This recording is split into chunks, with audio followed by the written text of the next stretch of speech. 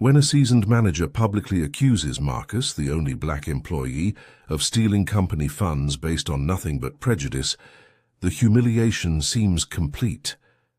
But the owner's sudden arrival transforms the nightmare into a reckoning, revealing secrets, challenging loyalty, and forcing everyone to confront the cost of blind assumptions.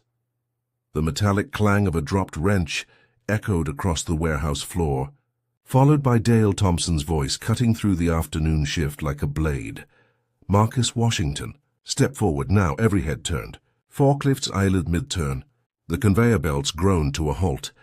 Marcus stood near the loading dock, inventory clipboard in hand, his royal blue work shirt still crisp despite the heat.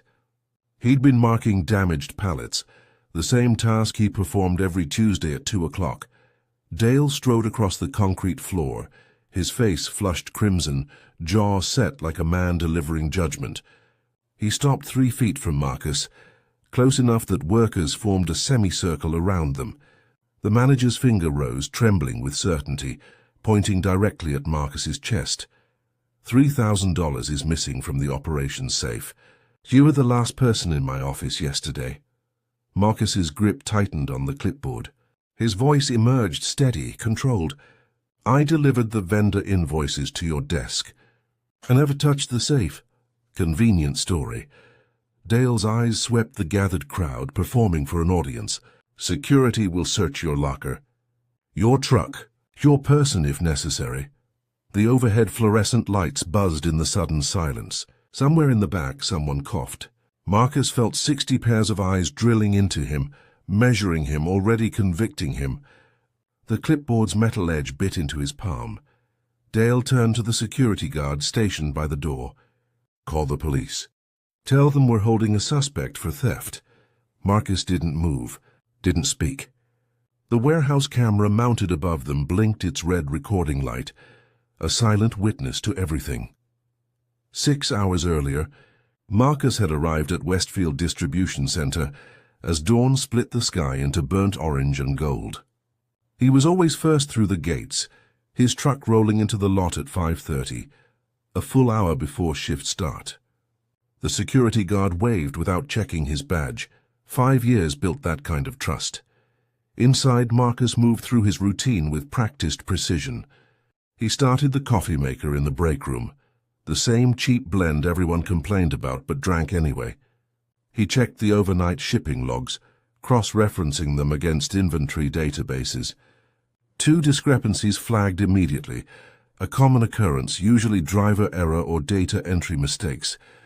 He documented both in his personal logbook, a habit inherited from his father.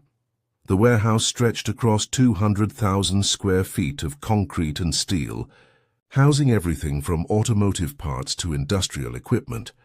Marcus knew every aisle, every storage code, every quirk of the aging HVAC system. He'd started as a dock worker and risen to lead inventory specialist through sheer competence. Management praised his efficiency in performance reviews, but rarely in person. His locker held the usual contents: spare work shirts, steel-toed boots, a faded Tupperware container from yesterday's lunch. Taped inside the door was a letter on cream-colored paper, Howard University's acceptance notice for his daughter, Jasmine. Full academic scholarship, pre-law program. The envelope had arrived 3 weeks ago, and Marcus hadn't taken it down yet. He touched it each morning like a talisman. By 6:30, the morning crew filtered in. Marcus greeted them by name, Tommy, Chen, Rodriguez, Angela. He helped Tommy troubleshoot a forklift that kept stalling. He showed Angela the proper way to log damaged goods, after she'd been written up twice for errors. This was his world, early mornings, honest work, small kindnesses that built something larger than a paycheck. Dale Thompson arrived at 7:45 in his white Lexus, always 15 minutes before the office staff. He managed operations with an iron fist and a leather-bound planner, demanding perfection from everyone except himself. Workers respected his title but avoided his presence. He'd held the position for 12 years, long enough to become institution rather than individual. The contrast was unspoken but clear. Marcus built loyalty through competence. Dale commanded it through fear. The Monday petty cash count should have been routine. Every week, Dale verified the operation's safe, used for emergency purchases, vendor COD payments, small contractor fees. The cash envelope usually held between $2,000 and $4,000, replenished monthly by accounting. At 1:15, Dale's office door slammed open hard enough to rattle the frame. His voice carried across the entire floor, cutting through machinery noise and radio chatter. "Someone stole $3,000. I want every person in this building accounted for now." Workers froze mid-task. The afternoon shift had just started, overlapping with morning crew during transition. Roughly 60 people occupied the warehouse. Dale emerged from his office like a storm front, scanning faces with predatory focus. His eyes locked on Marcus immediately. "Washington. When were you in my office last?" Marcus set down the pallet jack handle. "Yesterday afternoon. I delivered the Wilson Electric invoices around 4 o'clock. Did you touch my desk?" "I placed the folder on your desk.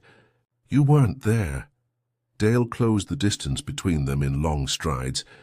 The crowd parted instinctively, forming a corridor. "The safe was open when I returned. You were alone in my office." Marcus kept his voice level despite the accusation's weight. "The safe was closed when I entered. I was there less than 30 seconds. Convenient timing." Dale turned to address the gathered workers, raising his voice. "This man has access to every area of this facility. He knows our security routines. He's been documenting our operations for years in that little notebook of his." Several workers exchanged glances. Marcus felt the shift, not quite hostility but uncertainty creeping into familiar faces. Dale was rewriting the narrative in real time, transforming diligence into suspicion. "I keep records to protect the company," Marcus said quietly. "I've caught 3 accounting errors this year alone. You know that, or you've been covering your tracks." Dale snapped his fingers at the security guard. "Bring me his locker key. We're searching everything." The guard hesitated, looking between Dale and Marcus. Dale's voice hardened. "That's an order, unless you want to be implicated too." Marcus reached into his pocket slowly, deliberately, and produced the key himself. He handed it to Dale without breaking eye contact. "Search whatever you need. You won't find anything." Dale accepted the key like evidence, holding it up for others to see. "We'll see about that." The locker search yielded work clothes, protein bars, the college letter, and Marcus's logbook. Dale flipped through the notebook, his expression darkening as he scanned entries documenting vendor payments, cash transactions, inventory discrepancies. Marcus's handwriting covered every page. Dates, amounts, witness names. This proves nothing except obsessive behavior. Dale slapped the notebook shut. "Search his truck." Marcus's jaw tightened. "You need my permission for that. Or I call the police and they get a warrant." "Your choice." The crowd pressed closer, drawn by conflict's magnetic pull. Some workers wore expressions of discomfort, others curiosity. Tommy looked at his feet. Angela bit her lip. No one spoke in Marcus's defense. Marcus pulled his truck keys from his belt clip and tossed them to Dale. "Be my guest." The break room smelled like burnt coffee and industrial cleaning solution. Marcus sat at the corner table, security guard positioned awkwardly by the door, while Dale and 2 others searched his vehicle in the parking lot. Through the narrow window, Marcus could see them rifling through his glove compartment, checking under seats. His phone buzzed against the table. Jasmine's name lit the screen with a text. "Dad, just got the dorm assignment. I'm in the honor squad." "Can you believe it?" Marcus stared at the message but didn't respond. His thumbs hovered over the keyboard, then lowered. What could he say? That he was being accused of theft? That her college money might vanish into legal fees? That everything he'd built could collapse in a single afternoon? The fluorescent lights hummed overhead, that electrical buzz that became white noise after years of exposure. Marcus had eaten lunch under these lights hundreds of times, celebrated birthdays here, consoled co-workers through divorces and deaths. The room felt alien now, transformed by context into an interrogation space. He thought about his father, James Washington, who'd worked 30 years at an aluminum plant before a workplace incident ended his career. A manager had accused him of sabotaging equipment after James reported safety violations. No proof ever materialized, but the accusation stuck like tar. His father spent his last decade doing odd jobs, never regaining the stability he'd built. James had pulled teenage Marcus aside the day after losing his job, gripping his shoulders hard enough to leave marks. "Listen to me. You keep records of everything. Every conversation, every transaction, every witness. The truth needs armor in this world." Marcus had bought his first composition notebook the next day. Now he owned 17 dating back 5 years, stored in a fireproof safe at home. The current volume sat on Dale's desk, being examined like evidence of guilt rather than diligence. Outside, Dale slammed Marcus's truck door. The security guard shifted his weight, avoiding eye contact. Marcus folded his hands on the table and waited, perfectly still, while his daughter's text message glowed unanswered. James Washington had been a meticulous man who kept receipts in labeled envelopes, organized by month and category. After his firing, he'd shown young Marcus the boxes, proof of purchases, records of clock-ins, witness statements he'd collected about the safety violations. None of it mattered in the end. The company had resources for lawyers. James had a Ziploc bag full of paper. Being right isn't enough, his father had said, sitting in their kitchen with those boxes spread across the table. You need to be undeniably, documentably, repeatedly right. Marcus absorbed the lesson like gospel. When he started at Westfield, he implemented his father's system immediately. He logged every inventory transaction in duplicate, once in the company database, once in his personal notebook. When vendors delivered short shipments, he photographed the pallets and saved the images. When accounting made errors, he documented the discrepancies with timestamps and witness names. Twice his diligence had saved the company serious money.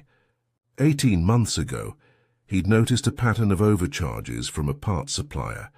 Small amounts across dozens of invoices, nearly impossible to catch without careful tracking. Marcus compiled 6 months of data and presented it to Dale. The manager had barely glanced at the spreadsheet before taking it to ownership. Westfield recovered $47,000. Dale received a performance bonus and never mentioned Marcus's name. The second incident involved damaged goods being counted as inventory, inflating asset values artificially. Marcus traced the problem to a data entry shortcut that bypassed quality control flags. He wrote a detailed report explaining the issue and proposing a fix. Dale forwarded the report under his own name. The company saved an estimated $20,000 annually. Marcus never complained. His father had taught him that too. Keep your head down, do excellent work, build an unassailable record. Recognition would come eventually, or it wouldn't. The work itself mattered, but 3 weeks ago something shifted. Dale had approached Marcus in the parking lot after a late shift, asking him to co-sign a petty cash withdrawal for emergency contractor repairs. Marcus had asked to see the invoice first, standard procedure. Dale's face had darkened. He'd laughed it off, saying he'd handle it himself, but the warmth drained from their interactions afterward.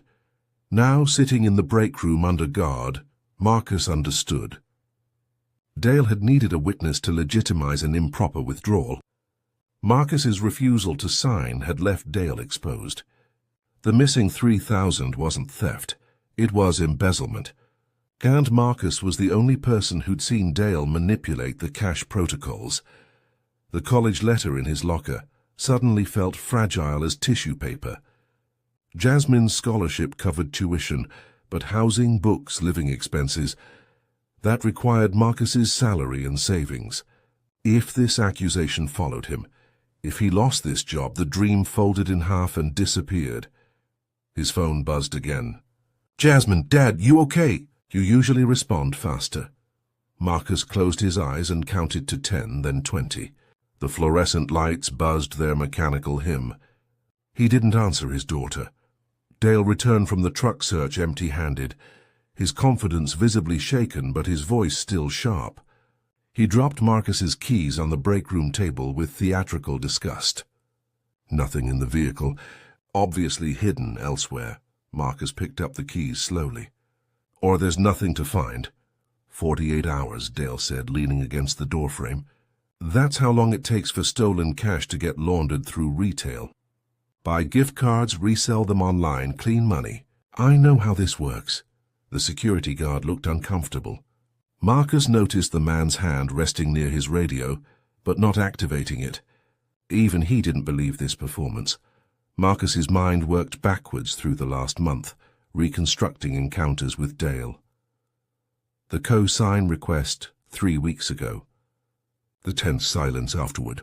Then, 2 weeks back, Dale had asked Marcus to help reorganize the office safe's contents, claiming he needed a witness for the annual audit. Marcus had declined, citing the operations manual. Only management could access cash storage. Another refusal, another crack in their relationship.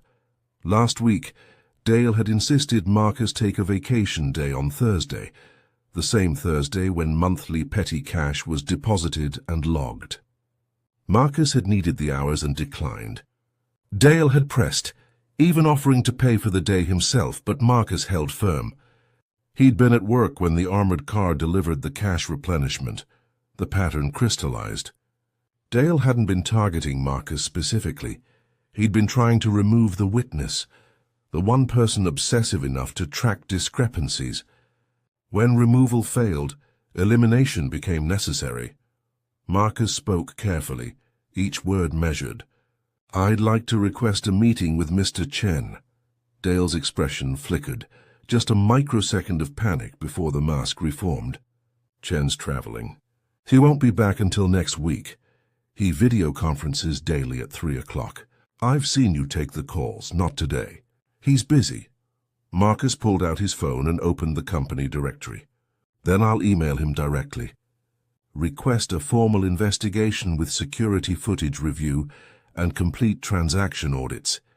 Dale's hand shot out, reaching for the phone. The security guard stepped forward, finally finding his voice.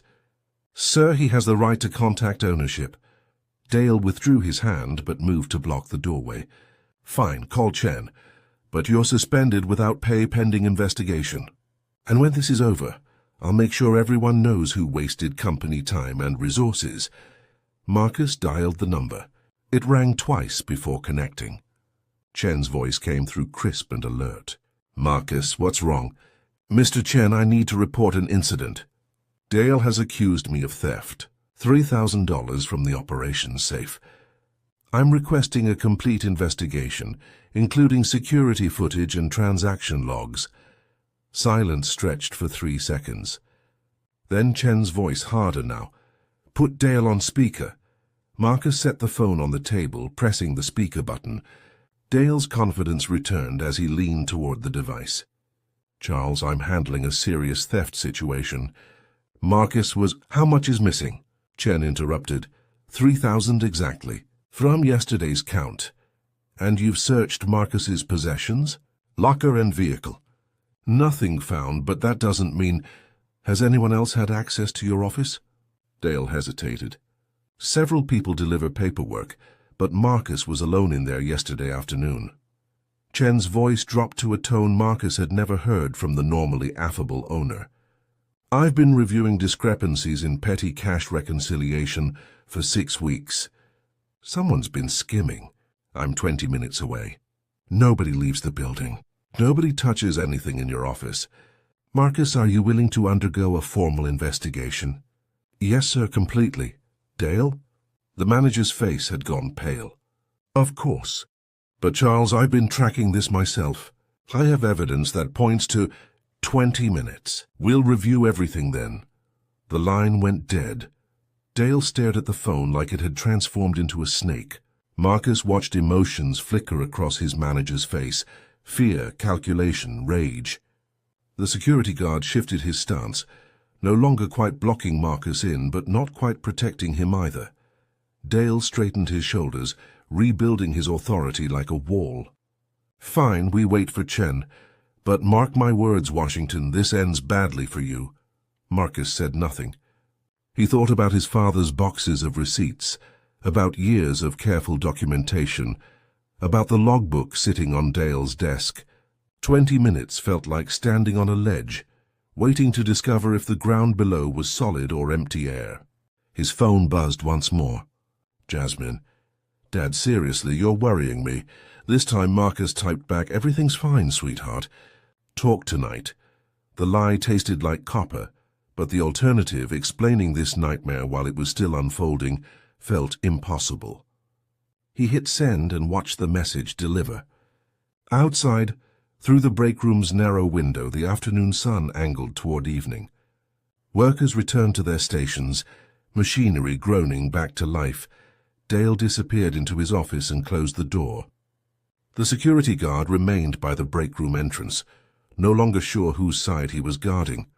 Marcus sat perfectly still, hands folded on the table, counting his breaths while the fluorescent lights buzzed and the clock on the wall marked each second. 20 minutes until truth or ruin. The difference felt paper-thin. Charles Chen's Audi pulled into the parking lot at exactly 3:17. Through the break room window, Marcus watched the owner emerge with his assistant, both carrying leather portfolios and a laptop case.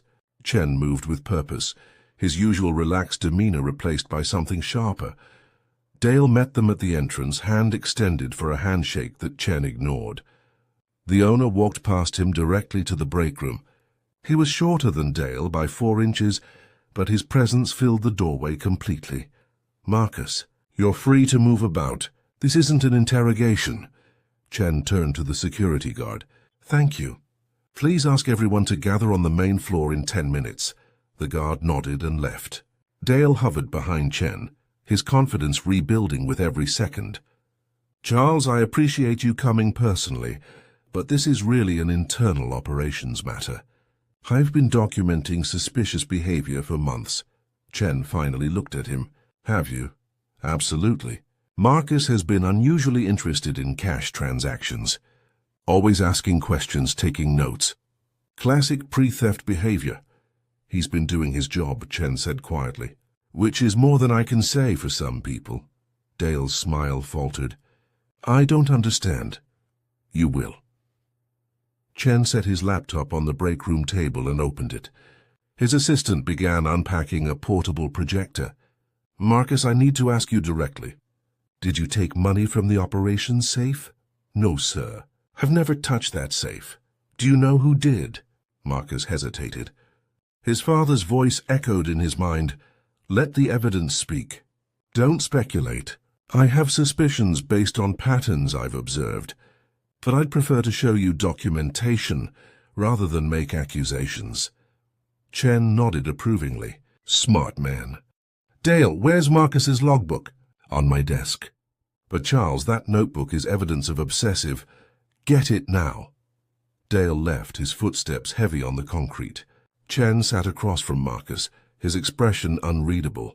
6 weeks ago, accounting received an anonymous email. Someone sent them a spreadsheet tracking cash discrepancies over 18 months. Small amounts, irregular intervals, but consistent. The sender included dates, amounts, and suggested we review security footage. "Do you know anything about that?" Marcus kept his face neutral. "I may have noticed some irregularities. Did you send that email?" "The email was anonymous, sir." A ghost of a smile crossed Chen's face. "Right, anonymous." He leaned back in his chair. "I've been conducting a quiet investigation since then. Banking records, vendor invoices, security logs. I was planning to complete it before taking action, but today accelerated the timeline." Dale returned with the logbook, handing it to Chen like he was surrendering a weapon. The owner flipped through pages, his expression darkening with each entry. Marcus's handwriting documented everything. Dates Dale accessed the safe outside normal hours, cash withdrawals that didn't match receipt amounts, instances where Dale had insisted on handling vendor payments personally. Chen closed the notebook gently. Everyone to the main floor now. The warehouse floor hummed with nervous energy as workers assembled. 60 people formed a loose semicircle around the loading area where Chen had set up the projector. The white wall above the dock doors served as a makeshift screen. Forklift engines idled in the background. Someone killed the radio, leaving only the ventilation system's mechanical breathing. Marcus stood near the back, apart from the crowd. Tommy caught his eye and nodded. A small gesture, but the first show of support since the accusation. Angela looked at him, then quickly away. Most workers watched Chen, waiting. Dale positioned himself front and center, arms crossed, projecting authority. His earlier panic had been replaced by calculated composure. Whatever happened next, he'd positioned himself as the loyal manager defending his territory. Chen didn't waste time with preamble. $3,000 is missing from operations. Manager Thompson has accused Marcus Washington of theft. Marcus has denied the accusation and requested a full investigation. He paused, scanning faces. Before we proceed, I want to know something. Show of hands. Who here believes Marcus is guilty? The silence stretched uncomfortably. A few hands rose tentatively. Workers who barely knew Marcus. Newer hires who deferred to management automatically. Maybe 8 hands total. The rest remained motionless, eyes downcast. Chen nodded slowly. And who believes he's innocent? More hands this time, but still less than half. Most workers chose neutrality, unwilling to commit. Tommy raised his hand firmly. Angela kept hers down but shifted her weight, uncomfortable. Interesting, Chen said. Dale, you've worked with Marcus for 5 years. In that time, has he ever been written up for policy violations? Tardiness? Inventory errors? No, but has he ever been investigated for anything? Not formally, but his behavior. Answer the question. Yes or no? Dale's jaw tightened. No. Has he in fact saved this company money through careful documentation and error catching? That's different from yes or no, Dale. Yes, but that doesn't mean. Chen raised a hand, cutting him off. We'll come back to that. He turned to his assistant. Pull up the timeline. The projector hummed to life, casting blue light across the wall. A spreadsheet appeared, columns of dates and dollar amounts. Chen used a laser pointer to highlight entries. These are petty cash withdrawals over the past 18 months. Notice anything unusual? Workers leaned forward, squinting. Rodriguez spoke up from the middle. Some amounts don't have receipts attached. Correct. 37 withdrawals, totaling $41,000 with incomplete documentation. Chen advanced to the next slide. Company policy requires receipts within 72 hours for any withdrawal over $500. These violations occurred consistently, always on days when... He paused, letting the silence build weight. When Marcus Washington was off-site or on vacation, Dale's face drained of color. Charles, I can explain those. Emergency repairs, time-sensitive vendor payments. Sometimes documentation comes later. $41,000 later. Chen's voice remained level, but steel edged each word. Let's look at specific examples. The next slide showed security footage timestamps. Chen clicked play on a video file. The grainy image showed Dale's office, timestamp reading 11:47 p.m. on a Tuesday. The door opened and Dale entered alone, moving to the safe. He opened it, removed a cash envelope, counted bills, pocketed several, then returned the envelope. The entire sequence took 90 seconds, workers murmured. Someone whispered Jesus Christ under their breath. Dale stepped forward, hands raised. I was doing a late-night audit. I can explain. Chen played another clip. Same office, different date, same actions. Then another. 5 clips total, spanning 14 months. Each showed Dale accessing the safe outside business hours, removing cash, doctoring the log entries afterward. These are just samples, Chen said. We have 23 separate instances on video. Dale's composure cracked. You had cameras in my office? I had cameras in the company's office, Chen corrected. Installed 18 months ago after the first anonymous tip. Hidden in the smoke detector. He turned to face Dale directly. You've been stealing from me for at least 2 years. Probably longer, but the footage only goes back so far. The crowd pressed closer, hostility shifting like a tide. Workers who'd watched Marcus accused an hour ago now stared at Dale with open disgust. The manager backed toward his office door, looking for an exit that no longer existed. Chen advanced the presentation. "The $3,000 missing today?" Dale withdrew it yesterday at 7 p.m., using a false vendor invoice. Marcus delivered paperwork at 4:15. Security footage shows him entering the office for 32 seconds, not enough time to open the safe, count money and leave. Dale accessed the safe 3 hours later. Marcus felt the weight lift from his chest like air returning to collapsed lungs. His hands unclenched slowly, blood returning to white knuckles. But Chen wasn't finished. Marcus did something Dale didn't expect. He kept his own records. Chen held up the logbook. For 5 years, Marcus Washington documented every irregularity, every suspicious transaction, every instance that didn't align with company policy. He didn't do it to accuse anyone. He did it to protect himself and this company. Dale lunged suddenly, not toward the exit but toward Marcus. "You self-righteous." Security intercepted him mid-stride, 2 guards gripping his arms. Dale struggled briefly before going still, breathing hard, his face twisted with rage and humiliation. "You had no right," Dale spat at Marcus. "No right to spy on me, to undermine me." Marcus met his eyes calmly. "I had every right to document what I witnessed. That's not spying. That's integrity." The warehouse erupted in noise. Workers talking over each other, questions firing at Chen, someone slow clapping from the back. Marcus stood apart from it all, the vindication feeling less triumphant than exhausting. His hands trembled slightly as adrenaline drained away, leaving hollowness behind. Dale was escorted to his office to collect personal items under guard supervision. The crowd began to disperse, energy fragmenting into smaller conversations. Several workers approached Marcus, some to apologize, others to shake his hand, a few to explain why they'd stayed silent. Tommy clapped him on the shoulder. "Man, I'm sorry. I should have said something when he was searching your stuff. It's okay." "No, it's not. I was scared of getting fired, so I kept quiet." "That was cowardice." Angela approached next, eyes red. I didn't know what to think." "I'm so sorry, Marcus." Marcus nodded to both of them, accepting apologies he didn't have energy to process. Chen caught his eye across the warehouse floor, gesturing toward the office.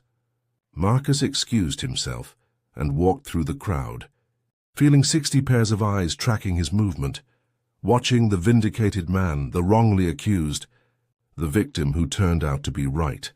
The office felt too quiet after the warehouse noise. Chen closed the door, muffling the chaos outside. His assistant had packed up the projector, leaving just the 2 of them and the laptop showing frozen security footage. "Sit," Chen said, not unkindly. Marcus sat. His legs felt unsteady, muscles discovering exhaustion now that crisis had passed. The college letter was still in his locker. Jasmine's text still unanswered. The day had compressed and stretched time until nothing felt real. Chen poured water from a cooler into 2 paper cups, handing one to Marcus. "I owe you an apology. I should have completed my investigation before it reached this point. I never imagined Dale would accuse you directly. You couldn't have known. I should have protected you better." Chen sipped his water, choosing words carefully. "The anonymous email you sent. I'm not asking you to confirm it was you. It saved this company significant money and potentially criminal liability. Dale would have continued for years if someone hadn't been paying attention." Marcus drank, the water tasteless but necessary. "I didn't send anything to hurt him. I sent it because the numbers didn't add up, and I didn't know who else to tell. Why not come directly to me? Because managers protect managers. I've seen it before. My father experienced it." Marcus set the cup down. "I needed proof that couldn't be dismissed or buried. Documentation that showed patterns, not just isolated incidents." Chen nodded slowly. "Your father taught you well. He taught me that being right isn't enough. You have to be undeniably, documentably right. Outside, Dale emerged from his office with a cardboard box, security flanking him. He didn't look toward the office where Marcus sat, but his shoulders were rigid with fury. Workers parted to let him pass, their silence more damning than any words. The door closed behind him, and Dale Thompson vanished from Westfield Distribution Center. Marcus watched him go, feeling something between relief and grief. Dale had been a mentor once years ago, teaching Marcus the ropes, showing him warehouse operations, recommending him for promotions. Somewhere along the way, the man had transformed from ally to thief to enemy. The betrayal felt personal and impersonal simultaneously. Chen broke the silence. "We're pressing criminal charges. The district attorney will need your testimony and your records. You okay with that?" "Yes, sir." "Good." Chen leaned back in his chair. "Now we need to talk about what happens next." Chen opened a folder on his desk, pulling out several documents. "Dale's position is now vacant. Operations manager. 65,000 base salary. Performance bonuses, full benefits. I'm offering it to you." Marcus blinked, the words not quite registering. "Sir? You've been doing half the job already without the title or pay. You know this operation better than anyone. Workers respect you, and you've proven you prioritize company integrity over personal comfort." Chen slid a contract across the desk. "I need someone I can trust in that role." Marcus stared at the paper, his father's voice whispering caution. Promotions came with targets. Visibility invited scrutiny. The higher you climbed, the farther you fell. But another voice, Jasmine's voice from years ago, asking why he never applied for management, whispered different advice. "I'll take it," Marcus said. "On one condition." Chen raised an eyebrow. "You're negotiating?" "Not salary. Policy." Marcus pulled out his personal logbook, opening to a marked page. "We implement dual oversight for all cash transactions. No single person can withdraw or deposit without a witness signature. And mandatory bias training for everyone in management positions, including me." "Bias training?" "Dale accused me within minutes of discovering missing money. He didn't check footage, didn't interview other people, didn't follow protocol. He saw the black guy and assumed guilt." Marcus kept his voice even, factual. "I want systems that prevent that assumption from taking root. Not just for me, but for whoever comes after me." Chen considered this, fingers drumming the desk. "That's actually excellent policy. I'll have HR implement it company-wide, not just here. Dual oversight becomes standard operating procedure across all locations." "Thank you. Anything else?" Marcus thought about Tommy's apology, Angela's tears, the workers who'd stayed silent. A town hall meeting. "Let everyone hear what happened directly from you. Transparency prevents rumors from becoming truth." "Done." Chen extended his hand. "Welcome to management, Marcus. You start Monday. Take the rest of the week to transition." They shook hands, the gesture feeling surreal. 2 hours ago, Marcus had been under accusation, his career dissolving. Now he held the position of the man who'd tried to destroy him. The reversal felt dizzying. Chen stood, preparing to leave. "One more thing. Your personal records, the logbooks, the spreadsheets, keep them. I know it goes against company policy to maintain separate documentation, but—" He paused at the door. "Sometimes policy protects the wrong people. I'd rather have employees who care enough to watch carefully." After Chen left, Marcus sat alone in the office that would soon be his. Dale's belongings were gone, but his presence lingered in the arrangement of furniture, the coffee ring on the desk, the motivational poster about leadership excellence. Marcus would change it all, rearrange the space, establish new rhythms, build something different.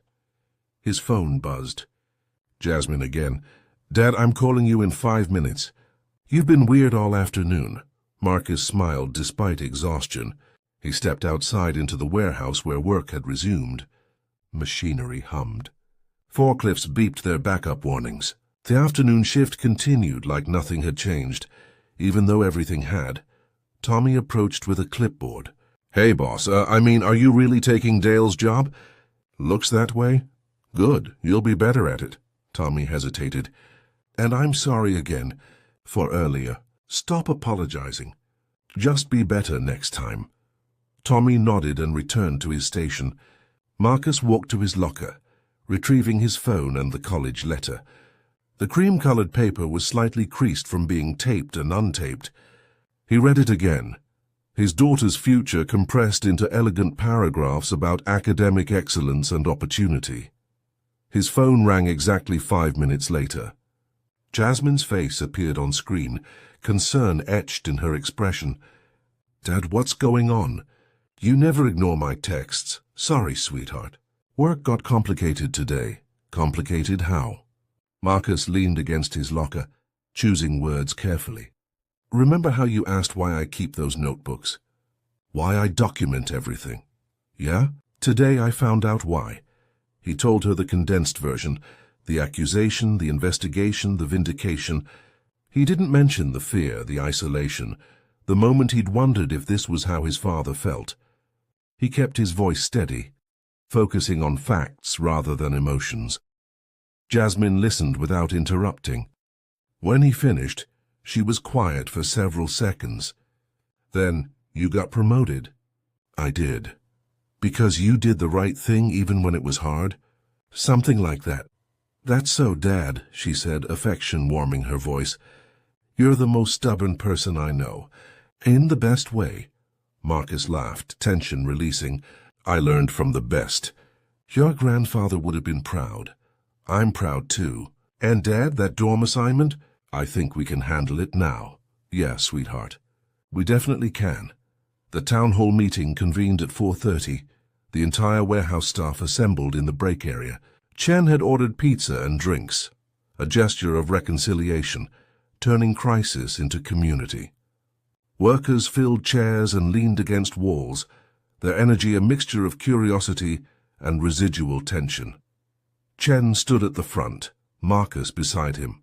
"I'm going to be direct because you all deserve transparency. Dale Thompson has been terminated for theft and fraud. We're pressing criminal charges. The police will investigate, and some of you may be interviewed as witnesses." Murmurs rippled through the crowd. Chen raised a hand for quiet. "I know this is shocking. Dale worked here 12 years. But evidence doesn't lie, and we have months of documentation proving systematic embezzlement." He gestured to Marcus. "This man saved our company through diligence and integrity. I've asked him to step into the operations manager role, and he's accepted." Applause broke out, genuine, sustained. Marcus nodded acknowledgement, uncomfortable with the attention but accepting it as necessary. When the noise settled, he stepped forward. "I'm not good at speeches," Marcus began, "but I need to say something about what happened today. When Dale accused me, some of you believed him immediately. Some stayed silent. A few defended me. I don't blame anyone for their reactions." He scanned the faces, making eye contact with workers he'd known for years. "Fear is powerful. Assumptions are easy. Speaking up is hard, especially when authority demands your silence. But silence protects the wrong people. It allows injustice to thrive because decent people choose comfort over courage." Tommy shifted in his seat, listening intently. Angela wiped her eyes. "I kept records because my father taught me that truth needs armor. He lost everything once because he couldn't prove what he knew was true. I refuse to let that happen to me or anyone here." Marcus pulled out his logbook, holding it up. "These notebooks aren't about paranoia or distrust. They're about creating accountability in systems that sometimes fail us." Rodriguez raised his hand. "Can I ask something?" "Of course. How did you stay calm when Dale was accusing you when everyone was watching?" "You didn't explode." "I would have lost it." Marcus considered the question. "My father told me that anger is permission. When you lose control, you give people permission to dismiss you. I couldn't afford to be dismissed. So I stayed calm, stuck to facts, and trusted the evidence to speak louder than emotion." Chen interjected, "Which is exactly why Marcus is qualified for leadership." He demonstrated grace under pressure that most people never develop. He turned to Marcus. "Tell them about the new policies." Marcus explained the dual oversight system, the bias training requirements, the expanded documentation protocols. Workers listened, some nodding approval, others asking clarifying questions. The conversation shifted from crisis to future, from betrayal to reconstruction. A newer employee in the back raised her hand. "What happens if we see something wrong? Do we report to you now? Report to me, HR or Mr. Chen directly, and I'll maintain an anonymous reporting system, email or written notes. Sometimes people need distance to find courage." Marcus paused. "I don't want anyone to feel like they'll be punished for telling the truth." The meeting continued for another hour, questions and answers building toward consensus. Pizza boxes emptied, tensions dissolved into something resembling normalcy. By 6 o'clock, the day shift was heading home, and the evening crew filtered in for their shift. Chen pulled Marcus aside as people departed. "You handled that perfectly. Natural leadership. I just told them what they needed to hear." "Exactly." Chen clapped his shoulder. "Go home, Marcus. Rest.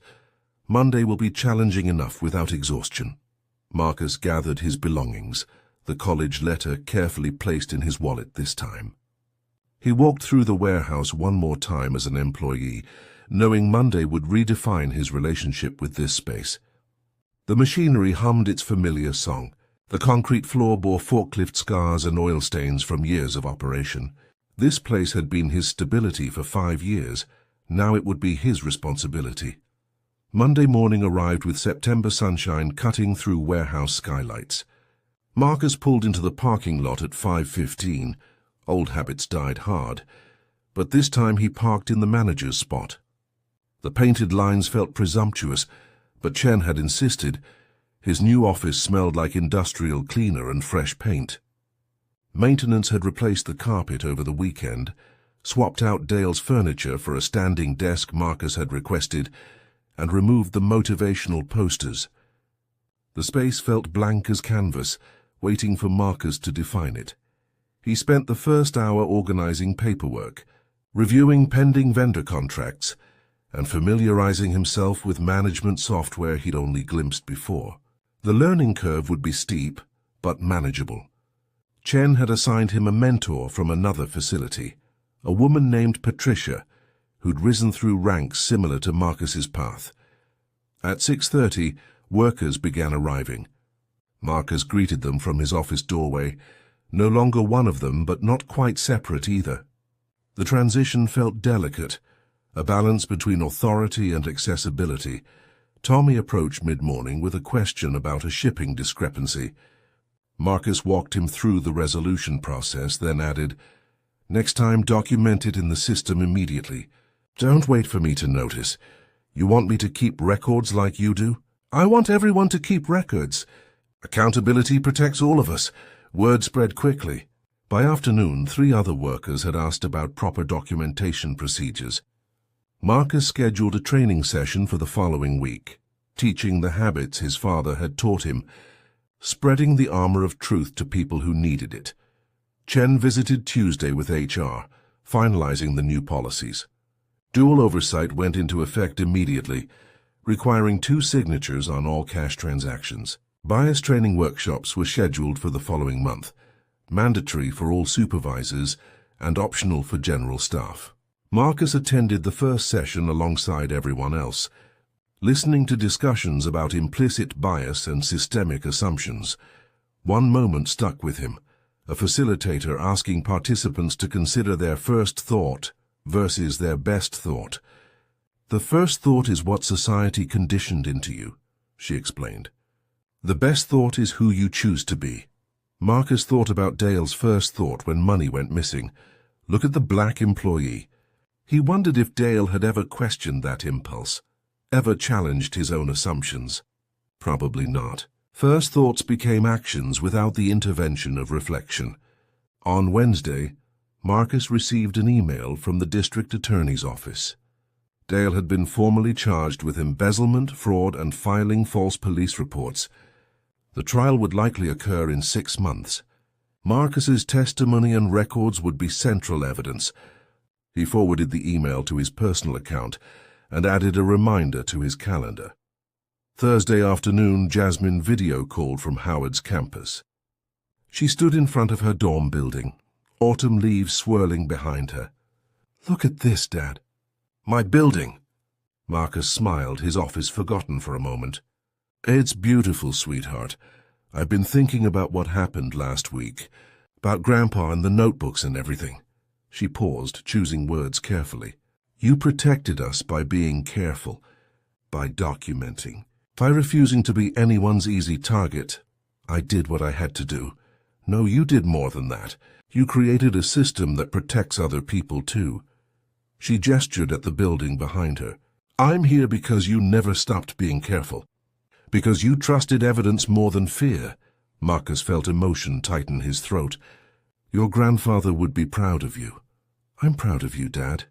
After the call ended, Marcus sat in his office as afternoon light angled toward evening. He pulled out a new notebook, number 18, and wrote the date on the first page. Then he added a dedication. "For James Washington, who taught me that truth needs armor. And for Jasmine, who reminds me why armor matters." Friday, Marcus promoted Angela to lead inventory specialist, his old position. She cried when he told her, overwhelmed by the opportunity. "I won't let you down," she promised. "I know you won't, but Angela, keep your own records too. Don't trust the system to protect you. Protect yourself." She nodded, understanding blooming in her expression. By Friday evening, Marcus's first week as manager was complete. He'd restructured workflow, implemented new protocols, resolved 3 vendor disputes, and mentored 4 employees through challenges they'd previously handled alone. The exhaustion weighed on him, but it was the productive exhaustion of meaningful work. He locked his office, walking through the warehouse one final time.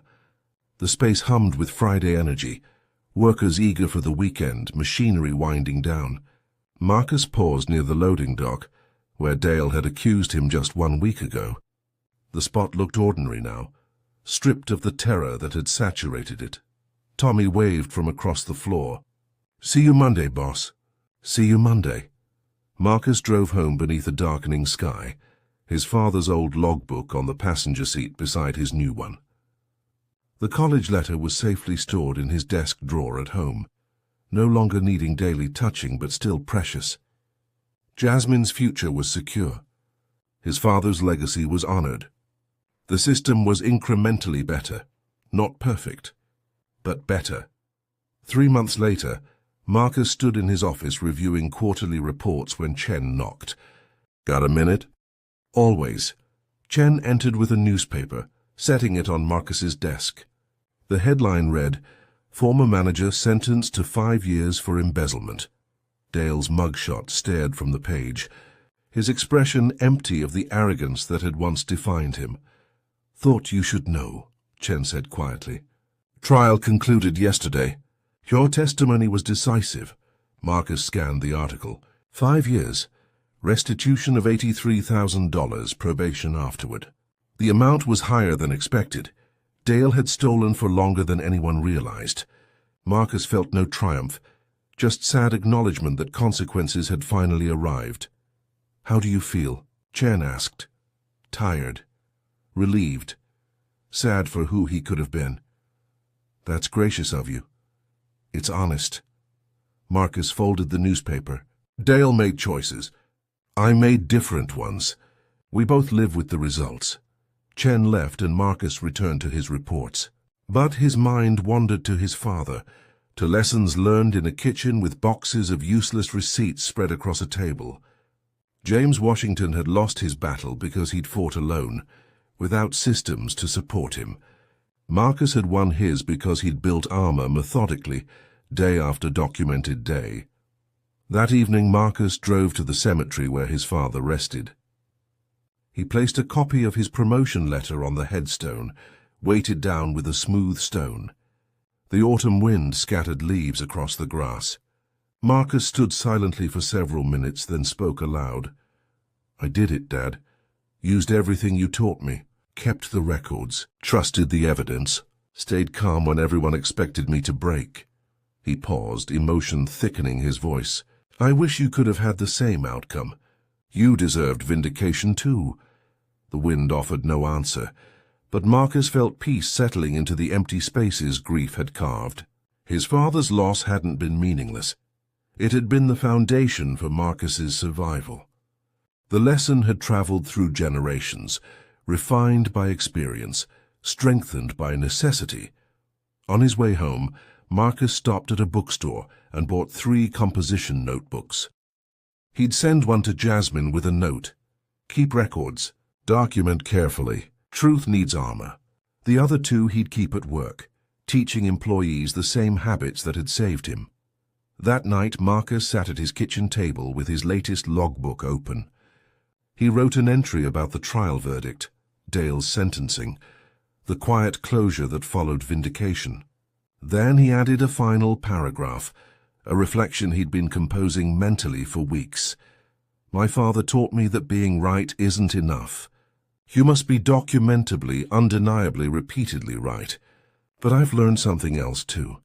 Systems fail when good people choose silence. The armor of truth only works if we're willing to wear it visibly, to let others see that accountability is possible. Dale accused me because he believed no one would question his authority. He was wrong. Not because I was special, but because I refused to be silent.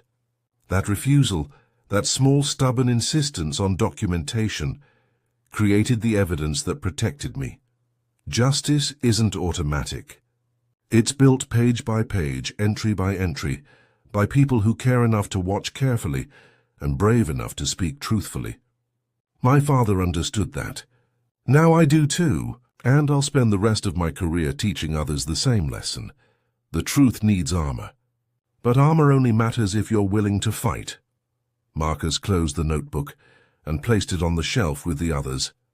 18 volumes now, documenting 5 years of careful watching. Tomorrow he'd start number 19. The day after, number 20.